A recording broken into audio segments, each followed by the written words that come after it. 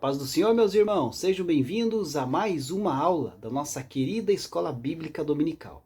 Hoje vamos dando aí o prosseguimento aos estudos do primeiro trimestre de 2022 aqui na classe dos adolescentes, né? Nesse trimestre estamos estudando o tema A História da Salvação. E hoje vamos estudar aí a lição de número 3, que tem como título Pecado, a maior pandemia da história. Na lição passada nós estudamos ali como que se deu, né, a entrada do pecado na raça humana, a entrada do pecado no Jardim do Éden através de Adão e Eva, né? E hoje nós vamos estudar um pouco mais a respeito do pecado. O que significa o pecado? O que é o pecado? E quais são as consequências que o pecado traz para a nossa vida, né? A mensagem aqui da nossa lição se encontra lá em Romanos, capítulo 3, versículo 23, que diz assim: todos pecaram e estão afastados da presença gloriosa de Deus. Aqui na minha Bíblia Sagrada, minha Bíblia de estudo pentecostal, a minha versão diz assim, né? Romanos 3 e 23. Porque todos pecaram e destituídos estão da glória de Deus, né? Destituídos. Mas o que significa a palavra destituídos, né? Segundo o dicionário, destituído significa exonerado, deposto, demitido, falto, privado.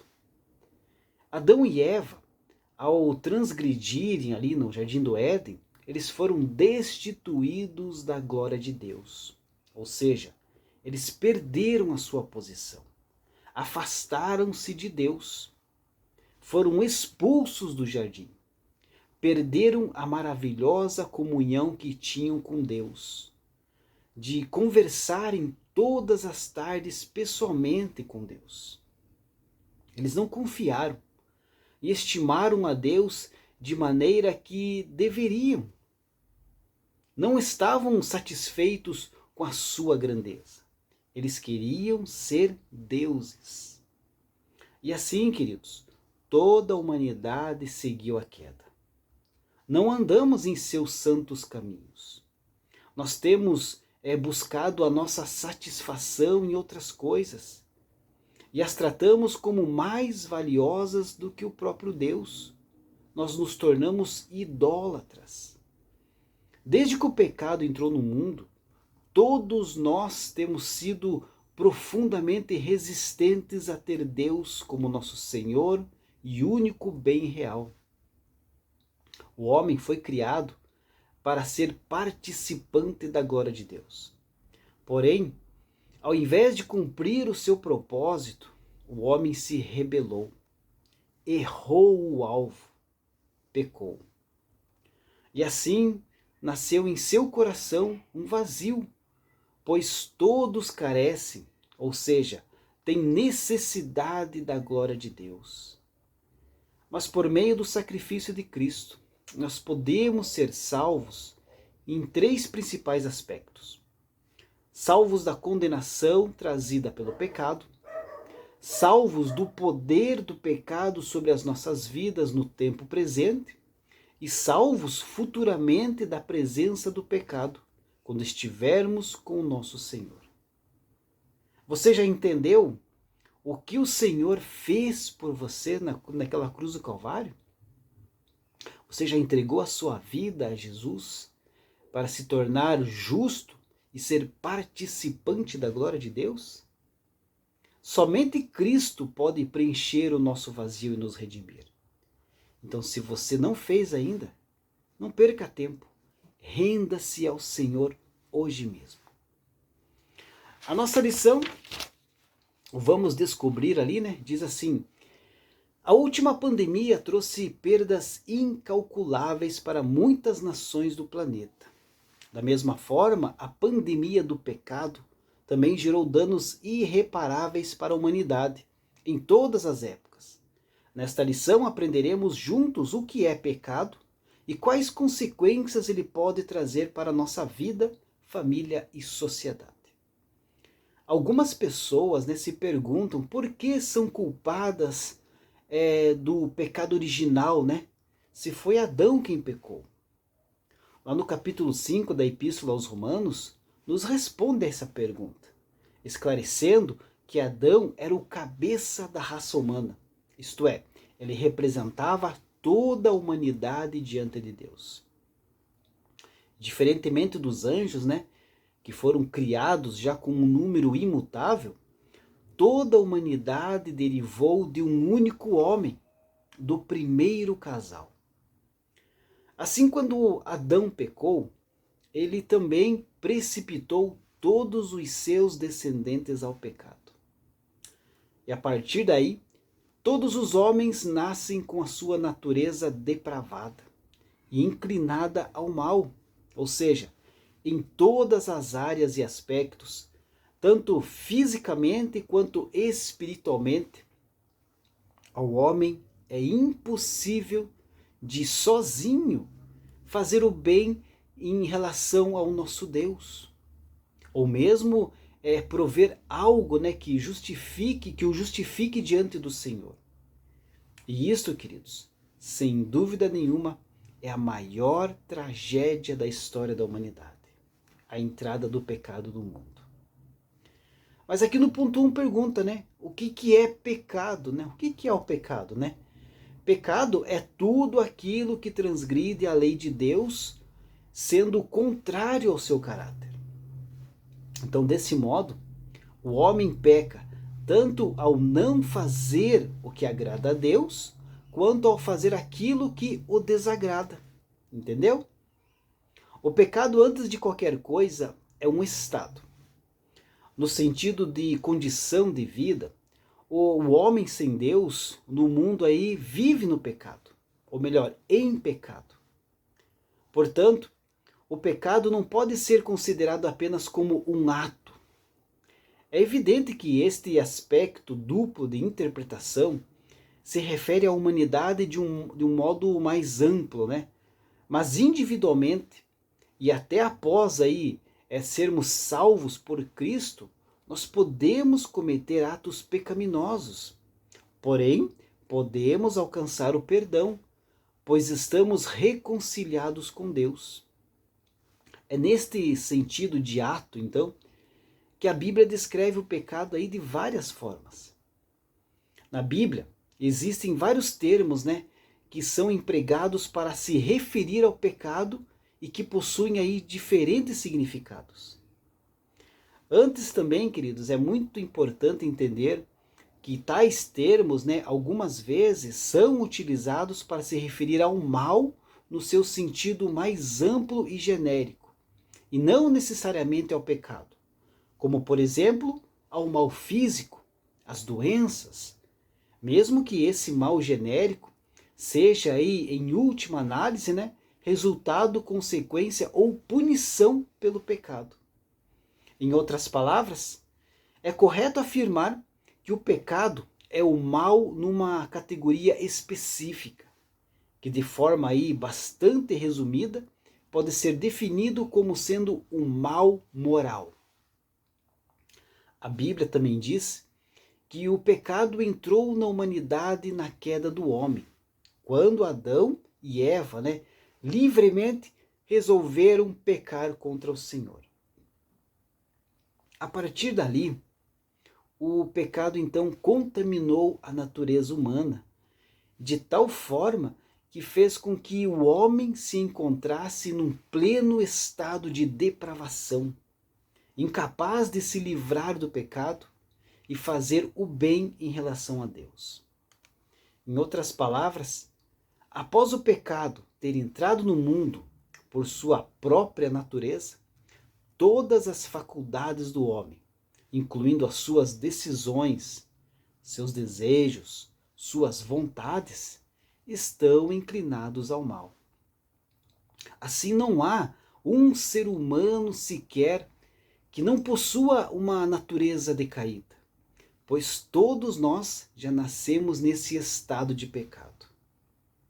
Esse estado, condição e qualidade do pecador é chamado de pecado original, pois ele não ocorre por imitação ou influência externa, mas é derivado da raiz da raça humana, ou seja, o pecado de Adão foi o pecado de toda a humanidade.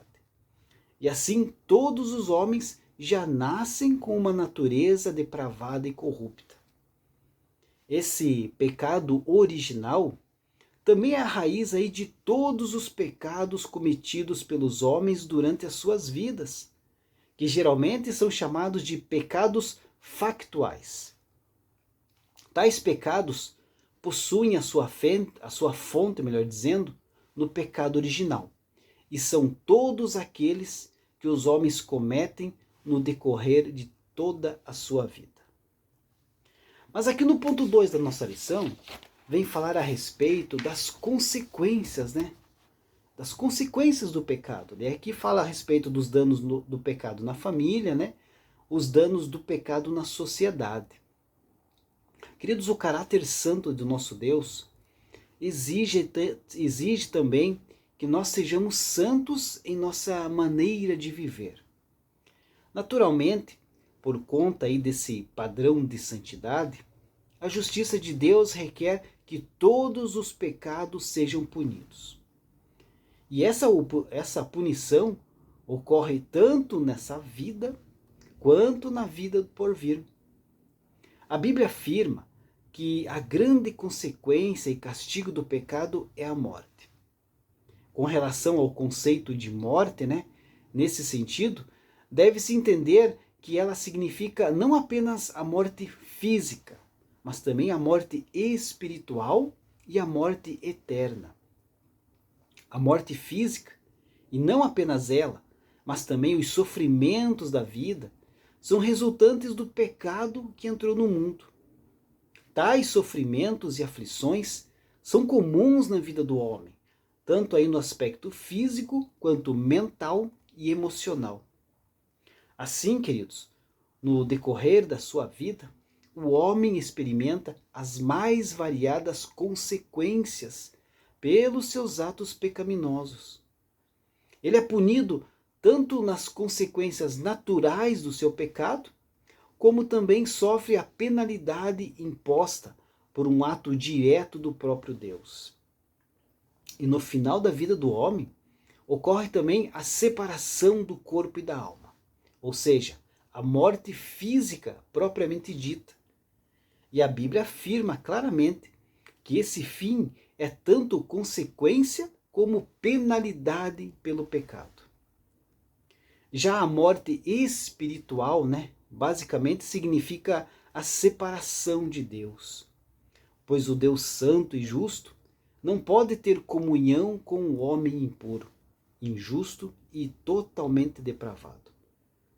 Se o homem, por natureza morto em pecados e delitos, não for aí vivificado pela ação soberana de Deus, sua morte espiritual o conduzirá à morte eterna, que implica na triste realidade de que o ímpio sofrerá por toda a eternidade o castigo da santa ira de Deus. Isto é, o pecador impenitente será atormentado pelos séculos dos séculos. O ponto 3 da nossa lição destaca um mundo longe de Deus, queridos. Mas, com relação a este tema, infelizmente, muitas são as pessoas que não se deram conta da gravidade do pecado. De fato, queridos, é um tema até incômodo, pois nos mostra quem é verdadeiramente o ser humano longe de Deus. Somente pela fé e reconhecendo que somos pecadores, de que precisamos de um Salvador, é que o pecado deixa de ser realidade na vida do ser humano. Quem não conhece a fé pela graça de Deus em Cristo Jesus está escravizado por muito tempo pelo poder do pecado. E este poder só pode ser quebrado quando a salvação pela graça de Deus for operada na vida do pecador. Mas quem convence o pecador dessa necessidade é o Espírito Santo. E hoje, se nós olharmos aí ao nosso redor, nós vemos aí o aumento da violência em todo o mundo, principalmente em nosso país. Você sabia que o número de homicídios entre os jovens é enorme no Brasil? De acordo com uma pesquisa da Unicef, realizada no ano de 2012, foram registrados aí 17 mortes por 100 mil habitantes no relatório. Estamos falando aí de aproximadamente 15 mil jovens de até 19 anos de idade morrendo a cada ano. E este número deixa aí o Brasil em 6º lugar no mundo, onde morrem mais jovens por homicídios, ficando atrás apenas de El Salvador, Guatemala, Venezuela, Haiti e Lesoto.